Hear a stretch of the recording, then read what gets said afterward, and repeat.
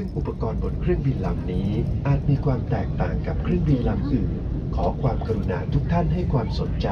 ขณะที่พนักงานต้อนรับกำลังทำการสาธิตครับ Ladies and gentlemen, we will now demonstrate to you the safety features of this aircraft. As your safety is our concern and the safety features may differ from other aircrafts, we ask for your full attention to the cabin crew in front of you. นี่คือเข็มขัดรัดที่นั่ง This is your seat belt. วิธีการรัดเข็มขัดให้สอดหัวเข็มขัดเข้าด้วยกันปรับสายรัดให้แน่นโดยดึงที่สายรัดเข็มขัด To fasten, insert the metal tip into the buckle and tighten the belt by pulling on the buckle strap. วิธีการปลดเข็มขัดให้ยกหัวด้านบนขึ้นและแยกปลายทั้งสองด้านออกจากกัน To unfasten, lift the metal strap. เมื่อสัญญาณไฟรัดสายเข็มขัดที่นั่งสว่างขึ้นให้ท่านกลับไปยังที่นั่งและรัดสายเข็มขัดที่นั่งทุกครั้ง Whenever the seatbelt sign is on, you must return to your seat and fasten your seatbelt securely. หากเกิดการเปลี่ยนแปลงของความดัน